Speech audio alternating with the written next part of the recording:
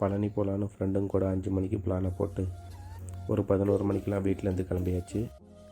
வண்டியை கொண்டு போய் ஸ்டாண்டில் போட்டு ஃப்ரெண்டு காரில் வந்திருந்தான். அவங்களோட காரில் ஏறிக்கிட்டு நேராக வெண்ணங்குடி முனியப்பன் கோயிலுக்கு போயிட்டோம். நம்ம எங்கே போனாலும் லாங் ட்ராவல் வெண்ணங்குடி முனியப்பன் கோயிலுக்கு ஒரு பூஜையை போட்டு தான் போவோம். அதே மாதிரி வெண்ணங்குடி முனியப்பன் கோயிலுக்கு போய்ட்டு ஒரு பூஜையை போட்டுட்டு காருக்கும் ஒரு பூஜையை போட்டுட்டு வண்டி எடுத்துகிட்டு கிளம்ப ஆரம்பிச்சிட்டோம். கரெக்டாக ஒரு 12 மணிக்கு வண்டியை எடுத்துகிட்டு கிளம்பணும். சொந்த கதை சோக கதை எல்லாமே பேசிக்கிட்டு போக தாராபுரம் வந்ததே தெரியல. சரி வந்தது ஒரு டீயை குடிப்போம்னு சொல்லி வண்டியை நிறுத்தி டீயை குடிக்க இறங்கணும். வீடியோ எடுக்கிற கேப்பில் ஃப்ரெண்டுங்க டீயை குடிச்சுட்டு காலி கிளாஸை மட்டும் வச்சுருந்தானுங்க. நம்மளும் ஒரு டீயை வாங்கி குடிச்சிட்டு திரும்பவும் கிளம்பிட்டோம்.